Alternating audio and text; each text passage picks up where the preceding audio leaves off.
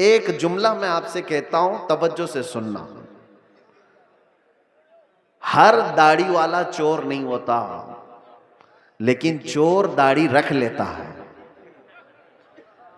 چور اپنی چوری چھپانے کے لیے داڑھی رکھ لیتا ہے. ہاں، اس فارمولے کو سمجھ کر کے چلیں اور اس کو ہر جگہ فٹ نہ کریں. داڑھی والے کو دیکھ کر کے حقارت سے دیکھنا میرے عزیزو، ہرگز نہیں.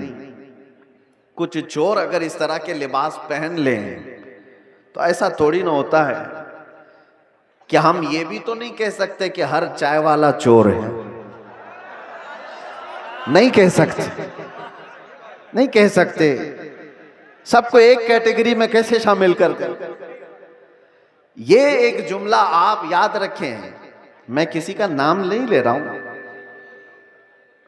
اور دوسری بات، علماء ذوی الاحترام کے لیے خاص طور پر میں نے آیت کریمہ کی تلاوت کی ہے خطبے کے بعد. اِن يَنْصُرْكُمُ اللَّهُ فَلَا غَالِبَ لَكُمْ، اگر اللہ تمہاری مدد کرے تو کوئی طاقت تم پر غالب نہیں آ سکتی، کوئی تم پر غلبہ نہیں حاصل کر سکتا.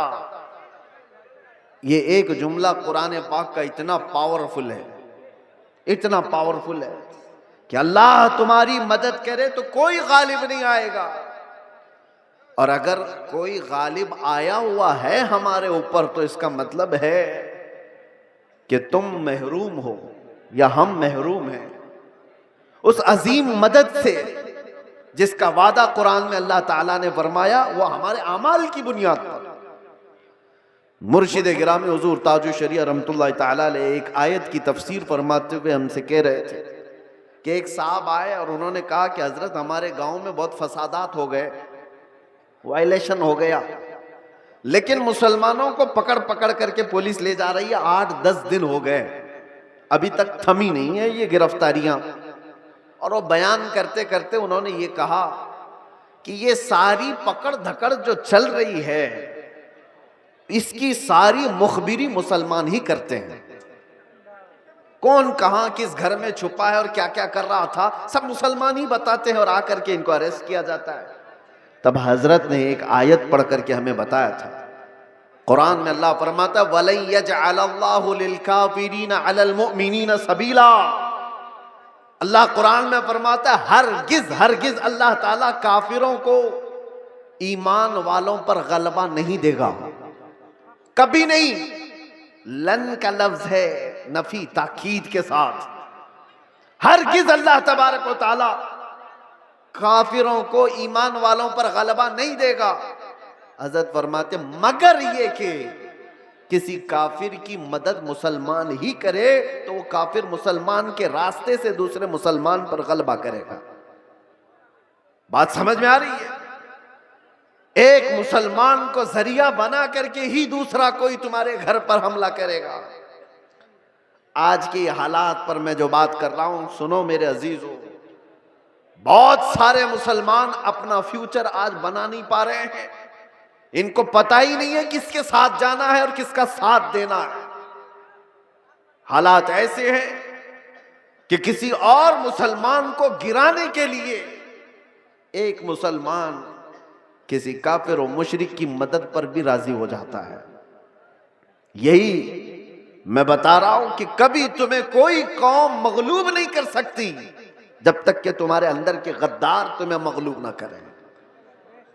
جب تک ہمارے درمیان موجود جماعت کے منافقین ہمارے خلاف نہ کھڑے ہوں تب تک کوئی قوم ہمیں ڈائریکٹ نہیں گرا سکتی.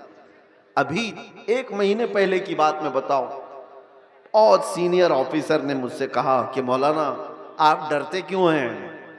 آپ کی قوم کو کوئی بھی ہرا نہیں سکتا، یہ ہم جانتے ہیں. یہ میں سنتا تھا پہلے، لیکن ڈائریکٹ سنا آپ کی قوم کو کوئی کچھ نہیں کر سکتا. آپ کی قوم ہی آپ کی قوم کو برباد کرتی ہے، باقی کوئی نہیں کر سکتا. آج بھی دوسروں کو اس بات کا یقین ہے کہ ہمیں کوئی بھی غلبہ حاصل کر کے گرا نہیں پاتا جب تک کہ ہمارا اندر کا منافق اس کا ساتھ نہیں دیتا.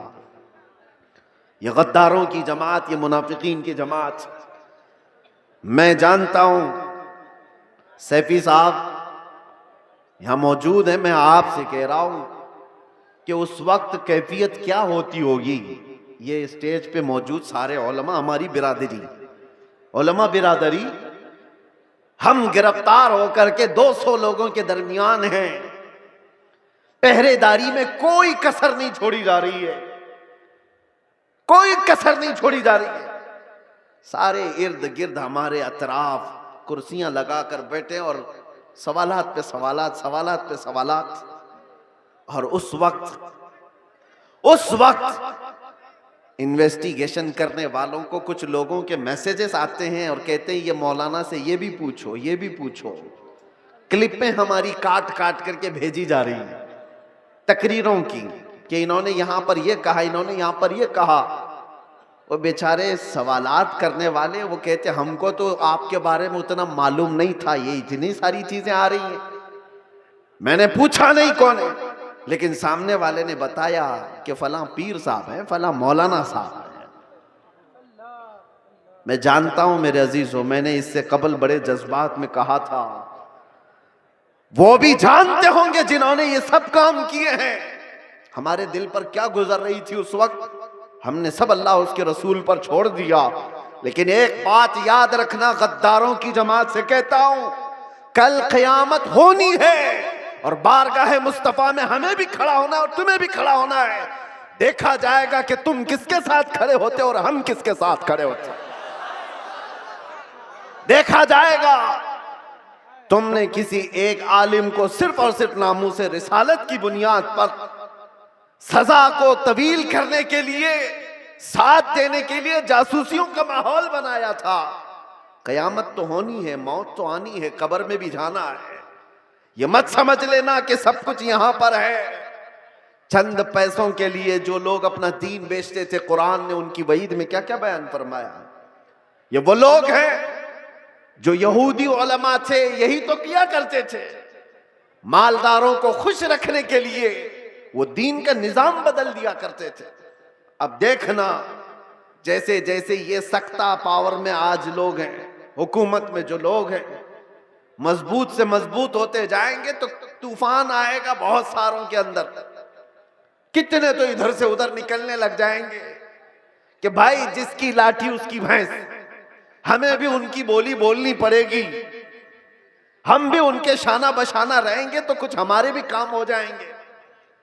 دیکھنا اور چند دنوں کے بعد وہ چاہے علماء دکھنے والی جماعت میں سے لوگ ہوں یا نیتا بننے والے لوگ ہوں، یہ سب وہ چاٹو گیری کرنے والے لوگ ان طوفانوں میں اب کس کے ساتھ جانے لگیں گے اور قوم کی دلالی کرنے لگیں گے. دیکھنا آپ چند دنوں کے بعد. اور اے قوم کے غیور نوجوانوں، محبت مصطفیٰ پر اور ناموس مصطفیٰ پر تم نے جذبات میں آ کر کے جو نعرے لگائے، ان کا پاس و لحاظ رکھنا.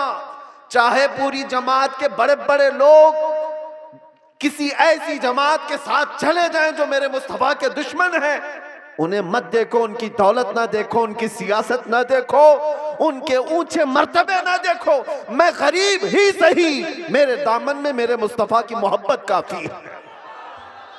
اس پر قائم رہنا. تمہارے گھر چھپر کے ہیں، تمہارے علاقے باڑ سے ڈوب جاتے ہیں، بہت سارے معاملات ہیں، اس پر راضی رہنا، لیکن ایمان کا سودا کبھی نہ کرنا، ناموس مصطفیٰ کا سودا کبھی ہونے نہیں دینا. ایسوں کی جماعت سے اپنے آپ کو بچائے رکھو جو دین کا سودا کرتے ہیں.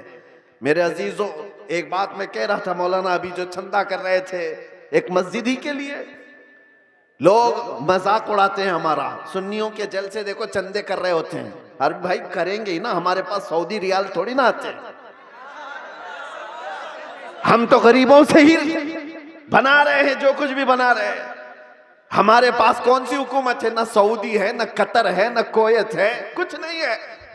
ہو سکتا ہے تمہارے پاس ڈالر بھی آتے ہوں، ریال بھی آتے ہوں، پاؤنڈ بھی آتے ہوں، تمہارے آقاؤں سے سب آتا ہوگا. یہ غریبوں کی بستی میں جو آتا ہے ان کی محنت مزدوری کی کمائی سے ہی آتا. اور اسی لیے ریالوں پر پلنے والوں سے ڈر قوم کو دنیا کو نہیں ہے، ان غریبوں کی بستیوں سے لوگوں کو ڈر ہے کہ انقلاب پیسے کے لالچیوں سے نہیں آتا، یہ ایمان پر زندہ رہنے والی غریب قوم سے انقلاب آتا ہے۔ غربا سے دنیا ڈرتی ہے۔ آپ کو پتہ ہے قیصر و کسریٰ کی طاقت کا اندازہ لگا سکتے ہو؟ قیصر کہتے تھے روم کے بادشاہ کو، کسریٰ کہتے تھے ایران کے بادشاہ کو۔ یہ اس زمانے کی بات کر رہا ہوں جب تقریباً پوری دنیا میں دو بڑے سپر پاور حکومتیں تھیں۔ Super power, Persian empire, Roman empire.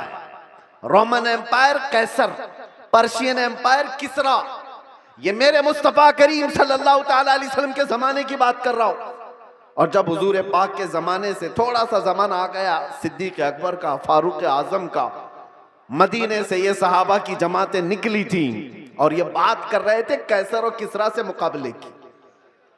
سوچو سیمانچل کے غریب لوگ، بستیوں میں رہنے والے جن کے ہاں پکی سڑک بھی نہ ہو، اور وہ گاؤں کے رہنے والے اگر یہ کہیں ہم امریکہ سے لڑنے والے ہیں، رشیا سے لڑنے والے ہیں، تو دنیا مذاق ہی تو کرے گی۔ دنیا کیا کہے گی؟ ارے تمہارے چھپر کے گھر ہیں اور تم بات کر رہے ہو سپر پاور سے لڑنے کی۔ بلا تشبیہ بلا تمثیل، صحابہ کرام جس وقت یہ بات کر رہے تھے کہ قیصر و کسریٰ کو بھی ہم فتح کر لیں گے، روم اور ایران کو بھی فتح کر لیں گے، مکہ والے ٹھٹا مار کر کے ہنستے تھے۔ جن کے پاؤں میں چپل نہیں، جن کے کپڑوں پہ پیوند لگے رہتے ہیں، جو 10 لوگ ایک کھجور پر پورا دن گزارتے ہیں، یہ وہ محمد عربی کے غلام ہیں۔ روم اور ایران فتح کرنے کی بات کر رہے ہیں، مذاق اڑایا جاتا تھا۔ لیکن تاریخ کی سچائیاں بتاتی ہیں وہ مذاق کرنے والے دیکھتے رہ گئے۔ صحابہ کی جماعت، وہ فاقہ کشی پر رہنے والے، ایک پیوند لگا جبہ پہننے والے، بغیر چپل کے کئی لمبے میل تک سفر کرنے والے صحابہ جب نکلے تھے تو قیصر و کسریٰ کو گھٹنے ٹیکنے پر مجبور کر دیا تھا۔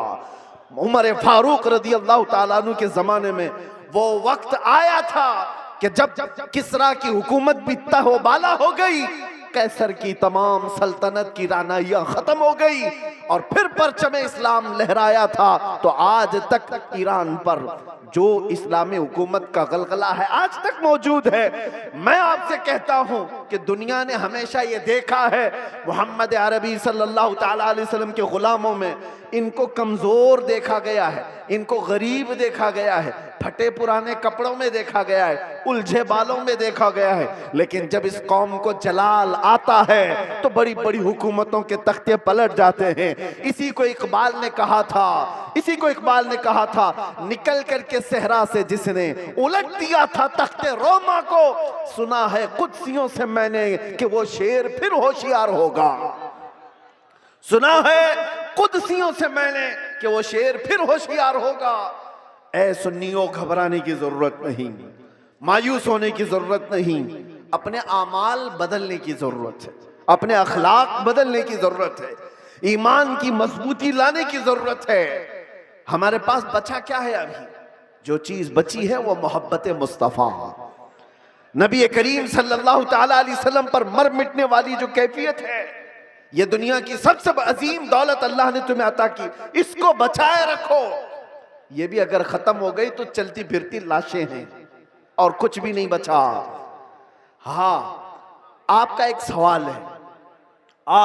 سوال ہے، جیسے ہم سے بھی کہتے تھے لوگ، بہت بولتے تھے، گرفتار ہو کر کے گئے، جیلوں کے پیچھے پڑے رہے، کوئی پرسان حال نہیں، دھکے کھاتے رہے، کیسی جگہوں پر بیٹھتے رہے، کیا یہ عزت کی بات ہے؟ میرے عزیزو، یہ گرفتاریاں یہ ہمارے آباء و اجداد کی سنت ہے۔ ہاں، جیل، قید، یہ ساری چیزیں نئی بات نہیں ہے۔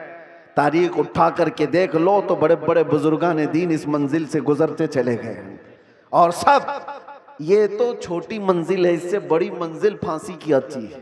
وہاں تک بھی علماء ربانیین پہنچے ہیں، اور کبھی انہوں نے یہ نہیں کہا ہمارے اس راستے پر چلنے کی وجہ سے ہمیں سزا مل رہی ہے، بلکہ پھانسی کے پھندے کو چوم کر کے بھی وہ کہتے تھے حق تو یہ ہے کہ حق ادا نہ ہوا۔ حق تو یہ ہے کہ حق ادا نہ ہوا. ہمارے اسلاف کرام میں آپ کو پتہ ہے امام احمد بن حنبل کو 300 کوڑے مارے گئے تھے حق بات کے لیے. اور آپ کو پتہ ہے حضرت امام موسیٰ کاظم امام جعفر صادق کے بیٹے ہیں, اہل بیت کے بڑے امام ہیں. 7 سال تک ایک خلیفہ نے آپ کو ایسی جیل میں رکھا کہ آپ نے سورج نہیں دیکھا تھا. 7 سال پھر زہر دے کر کے قید خانے میں ہی مار دیا گیا. امام محمد بن حسن عسکری 20 سال تک جیل کی زندگی گزار رہے. حضرت احمد فاروقی سرہندی مجدد الف ثانی 8 سال تک گوالیار کی جیل میں بند رہے. علامہ کفایت علی کافی, عنایت احمد کاکوروی, فضل حق خیر آبادی, یہ وہ علماء ربانین ہیں جو اپنے حق بیانی کی بنیاد پر جیل کی سزائیں کاٹتے رہے. لیکن یہ بات اس لیے میں کہہ رہا ہوں, جیل کی سزائیں کاٹنے کے بعد نہ دین پر کچھ فرق آیا نہ ایمان پر کچھ فرق آیا, اس لیے کہ ہمارا ماننا یہ ہے اسلام زندہ ہوتا ہے ہر کربلا کے بعد. اسلام زندہ ہوتا ہے ہر کربلا کے بعد. قربانیاں اگر دینے کا وقت آئے تو قربانیاں دو گے یا نہیں دو گے؟ حضور پاک صلی اللہ تعالیٰ علیہ وسلم کے نام پر آزمائشیں آئیں گی تو ان آزمائشوں کے لیے تیار رہو گے کہ نہیں رہو گے؟ بس میں یہ نہیں کہتا کہ کچھ کرنے کے لیے, جانے کے لیے, اٹھنے کے لیے, بس بات اتنی ہے کہ سنبھالے رکھو اپنے ایمان کو, اور علماء ربانین اپنا کام کرتے رہے, حق بولنا نہ چھوڑیں. کسی ظالم کے دباؤ میں آ کر کبھی بھی وہ اپنی زبان کو گونگی نہ کریں, بلکہ وہ حق بیان کرتے رہیں. پریشانیاں آئیں گی, مصائب آئیں گے, یہ تمہارے مراتب کو اور بڑھاتے چلے جائیں گے. کسی سیٹ کی چاپلوسی میں حق بیانی سے آپ دور نہ بھاگیں, اس لیے کہ سیٹ نہ تمہیں رزق دیتا ہے نہ تمہیں حیات دیتا ہے. اللہ رب العزت رزاق حقیقی ہے, وہی حیات و ممات کا مالک ہے. علماء ربانیین کو بھی یہ چاہیے کہ حالات زمانہ کو دیکھیں ضرور, لیکن حق بات سے آپ اپنی زبان کو نہ روکیں, اس کو چلتے رہنے دیں. اللہ کی غیب سے مدد ہوگی اور قوم کے اندر ایمان زندہ رہے گا, قوم کے اندر بیداری باقی رہے گی. اور اگر یہ چھپ ہو گئے تو قوم کا ایک بڑا حصہ بزدل بن جائے گا, قوم کا ایک بڑا حصہ بزدلی کا شکار ہو جائے گا. چند علماء ربانیین ہی صحیح, انہیں چاہیے کہ وہ اپنی قربانیوں کے لیے تیار رہیں. ہم نے روٹیاں بہت کھائی ہیں حضور کے نام پر, جلسے بہت کر لیے ہیں. لوگ علماء کو آج جو نوازتے ہیں, چاہے وہ ایک نذرانے کا چھوٹا سا لفافہ ہی کیوں نہ ہو, یہ نہ سمجھیں کہ آپ کی ٹوپی داڑھی کی وجہ سے, بلکہ مصطفیٰ کریم کی نسبت کی وجہ سے. ساری قوم آپ کو نائب رسول سمجھتی ہے, حضور کے نام پر ہمیں مل رہا ہے, کھا رہے ہیں. آپ نیچے بیٹھے ہیں, ہم اوپر بیٹھے ہیں, یہ اوپر بیٹھنا بھی میرے حضور کی نسبت کی وجہ سے. یہ منبر علماء کو جو دیا جاتا ہے اس لیے کہ نبی پاک کے نائب ہے, اور جب حضور پاک کی بات آئے تو آئیں کائیں نہ کیا کریں. علماء کو چاہیے کہ وہ اپنا حق ادا کریں, اپنا حق ادا کریں. اور ہم نے دیکھا ہے چند وہ لوگ مصلحت اور حکمت کی بات کرتے ہوئے ہمیں ڈراتے ہیں. میرے عزیزوں, مصلحت اپنی جگہ پر, حکمت اپنی جگہ پر. کیا امام حسین کو مصلحت نہیں معلوم تھی؟ کربلا میں جانے کے وقت ان کو حکمتیں نہیں معلوم تھی جو 72 لوگ اپنے خاندان کے لے کر شہید ہو گئے؟ دین پر کبھی ایسے معاملات آئیں تو میرے عزیزوں, علماء کا سب سے پہلا یہ نمبر ہے کہ قوم آپ ایک قدم بڑھاتے ہیں تو یہ 100 قدم آگے بڑھنے کو تیار ہے. آپ کو صرف ایک زبان کہنے کی دیر ہے, قوم تو بیچاری بے پناہ محبتوں کے ساتھ جان دینے کے لیے بھی قربان ہے. میں اکثر ایک بات کہا کرتا ہوں, آج سے 4 سال پہلے میں نے دلی میں اس پاکھنڈی کو جو مباہلے کا چیلنج کیا تھا, اور آپ کو پتہ ہے ہمارا اعلان پوری دنیا بھر میں پھیلا تھا کہ ہم آگ میں کودنے جا رہے ہیں. لیکن اس وقت ممبئی کا ایک نوجوان میرے پاس آ کر کہا تھا, جو کوئی بعمل نہیں دکھتا شکل سے, ہاں داڑھی میں بھی ڈیزائن, سر میں بھی ڈیزائن, پھٹی جینز پہنا ہوا, اس نے کہا تھا کہ حضرت مفتی صاحب میں نے سنا ہے آپ کا اعلان، آپ دلی جا رہے ہیں آگ میں کودنے۔ میں نے کہا آپ کو کیا ہے اس سے؟ اس نے کہا آپ جب بھی جانا ہو تو مجھے لے جائیں، پہلے میں کودوں گا۔ چہرہ دیکھو، حلیہ دیکھو پورا۔ میں یہ کہتا ہوں علماء ربانین سے، ہمیں صرف کہنے کی دیر ہے، سارا محاذ کون سنبھالے گی؟ سارا محاذ ہم نے صرف اعلان کیا تھا، بچہ بچہ تیار کھڑا تھا۔ یہ جذبہ ہے محبت مصطفیٰ کی بنیاد پر۔ اس دن میرے آنکھوں میں آنسو آ گئے تھے اس نوجوان کو دیکھ کر۔ اس نے کہا تھا میں مسجد میں زیادہ آتا نہیں، آپ کے قریب آیا نہیں زیادہ، لیکن اتنی بات ہے کہ حضور سے محبت ضرور کرتا ہوں، اور جب ان کی بات آئی ہے تو جان بھی دے سکتا ہوں۔ میں آپ کو بتاؤں، اسی نوجوان کو دیکھ کر آنکھوں میں آنسو آئے۔ بارگاہ مصطفیٰ میں میں نے عرض کیا تھا یا رسول اللہ، آپ کی یہ امت گنہگار ہو گئی، غدار نہیں ہے، غدار نہیں ہے، غداری نہیں کرتی۔ تو میرے عزیزوں، اسی چیز کو میں کہتا ہوں، تھوڑی سی لو دینے کی ضرورت ہے۔ علماء ربانین حق بیان کریں، قوم کو صحیح سلیقے سے چلنے کا ان کو نشانہ دیا کریں، پھر دیکھیں انقلاب آئے گا، ضرور آئے گا۔ ہمیں آج یہ پتہ ہی نہیں ہے کس کے ساتھ جانا ہے، کس کے ساتھ بیٹھنا ہے، کس کے ساتھ اٹھنا ہے۔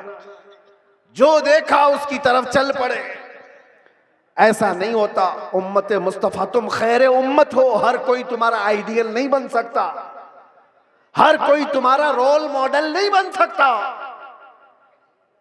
تمہارا رول ماڈل خالد بن ولید ہو سکتا ہے، تمہارا آئیڈیل صلاح الدین ایوبی ہو سکتا ہے۔ ایرے غیرے نتھو کھیرے کو دیکھو گے تو بزدلی تو آئے گی۔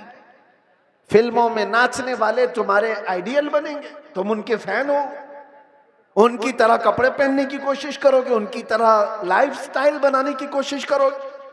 یاد رکھو وہ جہنم میں جائیں گے تو ساتھ تمہیں بھی لے کر جائیں گے۔ ہاں، لائف سٹائل بنانا ہے تو میرے مصطفیٰ کے غلاموں کی لائف سٹائل بناؤ۔ وہ صحابہ رضوان اللہ تعالی علیہم اجمعین جو دنیا کے سب سے اچھے انسان تھے اس روئے زمین پر، وہ ہمارے رول ماڈل ہے، وہ ہمارے لیے آئیڈیل ہے۔ قوم کو یہ میں کہتا ہوں، صحابہ کو پڑھو، ان کی سیرت پڑھو۔ روزانہ انٹرنیٹ کا زمانہ ہے، سرچ کرو میرے نبی پاک صلی اللہ تعالیٰ علیہ وسلم کے صحابہ کی سیرت۔ آج سے یہ پابندی کر لو کہ کم از کم 100 صحابہ کی سیرت، ان کی تاریخ میں پڑھ کے رہوں گا۔ میرے عزیزوں، مل جائے گا آپ کو سب کچھ، اور پھر دیکھنا آپ کی زندگی میں انقلاب کیسے آئے گا، کتنی چینجنگ آئے گی، کتنا بدلاؤ آئے گا۔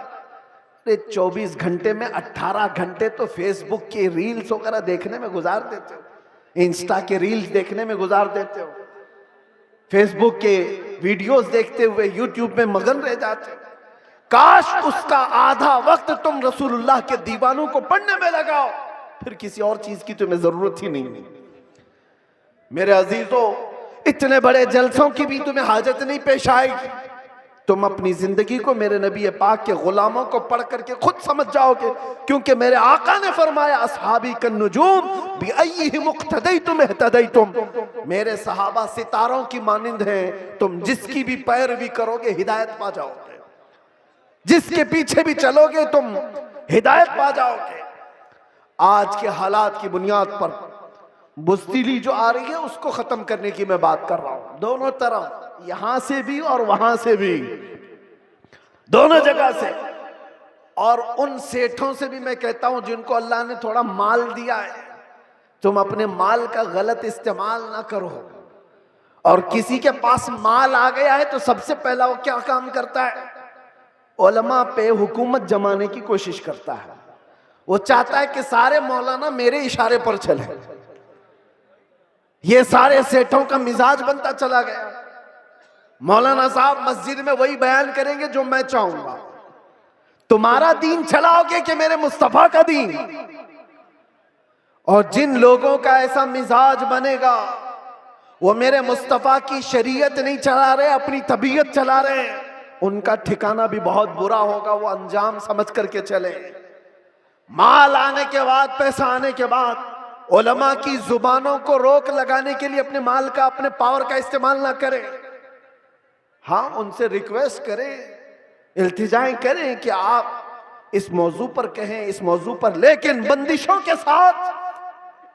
ارے کتنے تو ایسے ہیں, ہمارے پاس ایک معاملہ ایسا ابھی دور دراز کے علاقے کا آیا. ایک امام صاحب کو حق بیانی کرنے پر ان کے کپڑے پھاڑ دیے گئے, ان کو مارا گیا, ممبر سے اتارا گیا. کس وجہ سے؟ کہ ان کی طبیعت کی بات نہیں کر رہے تھے مولانا, شریعت مصطفیٰ کی بات کر رہے تھے. تم سود کھاتے رہو گے اور علماء نہیں بیان کریں گے, شراب پیتے رہو گے علماء نہیں بیان کریں گے, چوری کرتے رہو گے علماء نہیں بیان کریں گے. اگر تمہیں تمہاری برائیوں کے بارے میں بتانے سے برا لگتا ہے تو ڈاکٹر کے پاس بھی مت جانا. وہ تمہاری بیماریوں کو جب بتاتا ہے تو کیا تھپڑ لگاتے ہو؟ جب تمہیں وہ کہتا ہے کہ تمہیں بخار ہو گیا ہے, پیٹ میں السر ہو گیا ہے, تو کیا تھپڑ لگاؤ گے؟ گڑ گڑانے لگ جاؤ گے, ڈاکٹر صاحب علاج کر دو, جلدی سے السر نکال دو. یہی کام جب علماء تمہارے ساتھ کرے, روحانی بیماریاں تمہیں لگی ہیں, تو تمہارے دل میں رقت طاری ہو جانا چاہیے اور سوچنا چاہیے. آؤ ان کے پاس, کہو کہ ہمیں ان بیماریوں سے آزاد کرا دو, ان گناہوں سے, ان بیماریوں سے, ان بلاؤں سے ہمیں آزاد کراؤ. لیکن الٹا ہے, پیسوں کا زور ایسا کہ علماء کی داڑیاں کھینچ لی, ان کے جبے کھینچے لیے, ان کی عزتوں پر انگلیاں اٹھانے لگ گئے. یہ مزاج بدلو میرے عزیزوں. اور آج جلسوں کے سلسلے میں ایک اور بات میں کہہ کے جا رہا ہوں. انتظامیہ جتنے جلسے کرتے ہیں, باہر سے آنے والے شاعر, باہر سے آنے والے مقرر, یہ سارے اپنی جگہ پر. تم اپنی مسجد کے امام کو اگر خوش نہیں رکھ سکتے تو ان جلسوں کو کیا حاصل ہے؟ ان جلسوں کا کیا حاصل ہے؟ لاکھوں روپے جمع کرتے ہو اور یہ سب پہ خرچہ کرتے ہو. مسجد کا امام 5,000 کے لیے ترس جاتا ہے. محلے کے امام کو سمجھتے ہو کہ یہ تو گھر کی مرغی ہے, دال برابر, اس کو تو چلایا جا سکتا ہے. وہ تمہارے ساتھ سال کے پورے دن رہ رہا ہے, ہم تو آدھا گھنٹہ 1 گھنٹہ آ کر کے جا رہے ہیں. جو سال بھر تمہارے ساتھ خدمتیں کر رہا ہے اس کا دل زیادہ خوش رکھو. اگر وہ متحرک نہیں ہوتا تو تمہارے پاس دین کا مزاج آتا کہاں سے؟ تمہارے بچے قرآن پڑھتے کیسے؟ اگر وہ محنت نہ کرے تو الف سے با تک نہ آئے بچوں کو, تو پھر سب سے پہلا حق ہے اس کا. یہ مزاج بھی بہار ہو کہ کہیں پر بھی ہو, میں یہ دینا چاہتا ہوں. ہم نذرانے کے لیے نہیں آتے, ایک بات یاد رکھیں کان کھول کر کے. بہت سارے لوگوں نے یہ بنا رکھا ہوگا, میں آج اعلاناً یہ کہتا ہوں, ہمارے نام پر کوئی دلالی نہ کرے. ہمارا کوئی ایجنٹ نہیں ہے جلسوں کے لیے. ہم تاریخ کے لیے بہت سارے لوگ فون کرتے ہیں, اور کتنی ہمارے پاس ایسی خبریں آئی کہ فلاں نے تاریخ دلانے کے نام پر 50,000 لے لیے, 1 لاکھ لے لیے. قوم سے میں کہتا ہوں کسی کو 1 روپیہ بھی دینے کی ضرورت نہیں. اللہ رب العزت نے ہمیں جتنا عطا کیا وہ بہت ہے, بہت ہے. میں نے جلسوں کو کبھی بھی ذریعہ معاش نہیں بنایا ہے. اللہ شاہد ہے, اللہ شاہد ہے. کسی بھی جگہ ہم نے کبھی کوئی ڈیمانڈ نہیں کیا. ہاں خوشیوں کے ساتھ, محبتوں کے ساتھ لوگوں نے جو دیا رکھ لیا, الگ بات ہے. کبھی کسی سے تقاضا کیا ہو تو میرے سامنے کھڑا ہو کر کے بتا دے. کبھی نہیں. یہ بات اس لیے کر رہا ہوں کہ اللہ تبارک و تعالیٰ نے جو عطا کیا وہ بہت ہے. ہم اپنے پیسے سے سفر کا خرچہ بھی نکال سکتے ہیں اور آ کر کے بغیر کسی چیز کے جا بھی سکتے ہیں. ہمیں کسی چیز کی حاجت نہیں. لیکن آج سے میں کہتا ہوں مقامی علماء کو پہلے خوش رکھو. اگر وہ خوش رہے تو دین کا مزاج بنا رہے. اور اگر ان کو اس حالت میں رکھے ہو کہ ان کو دیکھو تو لگے کہ یتیم ہے, بے سہارا ہے, لاوارث ہے, کس نے ان کی حالت بنا رکھی ہے؟ یہ جیبوں پر لوگوں کی نظر کیوں ڈالنے لگ گئے؟ تم نے خوش نہیں رکھا. تنخواہوں میں کٹوتی ایسی کرتے چلے گئے کہ ان کو 1-1 پائی کے لیے ترساتے رہ گئے. میں جانتا ہوں کئی امام ایسے ہیں جو مسجد کے دیے ہوئے چھوٹے سے گھر میں اپنی پوری زندگی گزار کر چلے گئے، مدرسے میں مختصر سی تنخواہ پر 40 سال پڑھاتے رہ گئے۔ یہ سارے خدمات ان کی اپنی جگہ پر۔ ہاں کچھ لوگ اگر بگڑے ہوئے ہوں تو علماء سو ہو سکتے ہیں، میں ان کی وکالت نہیں کر رہا ہوں، قوم کا مزاج بدلنے کی بات کر رہا ہوں۔ قوم کا بھی ہمیں بلانے کی کوئی حاجت نہیں، ہم اپنی جگہ پر بیٹھے جہاں سے تقریر کریں گے پھیل جائے گی، آ جائے گی آپ تک۔ ممبئی میں کھڑے ہو کر کے جمعہ میں خطاب کرتے ہیں تو پوری دنیا میں پھیلتی ہے، آ جاتی ہے۔ ہم صرف اور صرف بڑے اصرار کی وجہ سے آ جاتے ہیں، ہم یہ نہیں چاہتے کہ آپ کا مال ضائع ہو، برباد ہو۔ آپ یہ سارے مال کا جو صحیح استعمال ہے وہ اہل سنت و جماعت کی مضبوطی کے لیے ہی پر لگا۔ یہ کیا مزاج ہے بنا رکھا ہے؟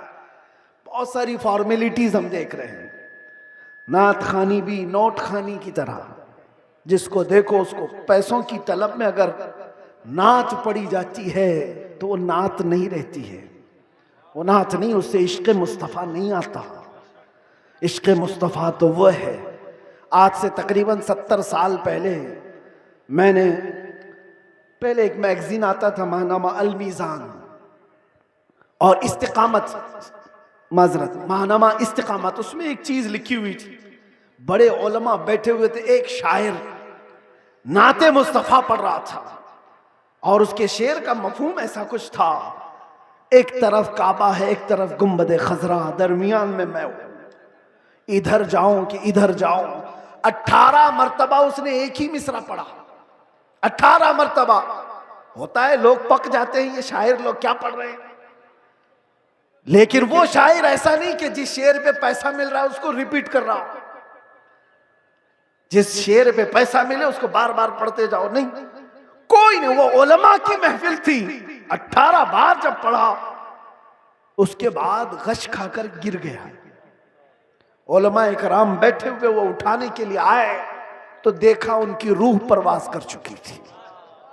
یہ نعت مصطفیٰ ہے، پہنچا وہیں پر جس کی مدح سرائی کر رہا تھا، اور یہاں تو لوگ ہلڑ بازی کر رہے ہوتے ہیں۔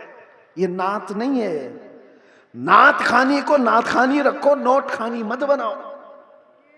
تمہارے پیسے سنبھال رکھو، دینے کا اتنا شوق ہے تو بعد میں کیوں الگ سے لے جا کر کے نہیں دیتے؟ یہ اچھالنا کیا ہے، یہ مجرا کرنا کیا ہے، یہ تمام چیزیں کیا ہیں؟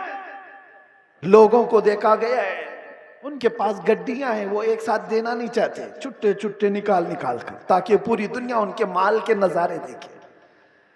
وہ اپنی تمام چیزوں کی نمائش چاہتے ہیں۔ میرے عزیزو، اس منبر رسول کو ان تمام چیزوں کا کھیل نہ بناؤ، یہ پاک منبر ہے، بزرگان دین نے جیسا اس منبر کو رکھا تھا ویسے ہی رکھا جائے۔ میرے ایک استاد فرمایا کرتے تھے جلسے کے 3 رکن ہوتے ہیں، یاد رکھ لیجئے، 3 رکن ہیں، ایک انتظامیہ، ایک اسٹیج کے مقرر، یہ 2 گئے، تیسرے آڈینس، سننے والے لوگ۔ تینوں کے اندر اگر اخلاص ہو تو اس جلسے کی دھمک پوری دنیا میں پڑ جائے گی، اخلاص ہو تو اس کے اندر طاقت اور پاور بڑھ جائے گا اس جلسے کے اندر۔ اخلاص کیسے؟ جلسہ کرانے والوں کا بھی اخلاص ہو کہ ہم اللہ اس کے رسول کی رضا کے لیے کر رہے ہیں، کمپٹیشن کے لیے نہیں، پیسہ جمع کر کے کھانے کے لیے نہیں، جلسہ کیا تو باقی کا پیسہ ہضم کر لیا اس کے لیے نہیں، اخلاص ہو۔ دوسرا رکن یہ مقررین کا ہے، وہ پیسہ لینے کے لیے نہ آئے ہوں، وہ اللہ اور اس کے رسول کی بات قوم تک سنانے کے لیے آئے، ان کے دل میں اخلاص ہو۔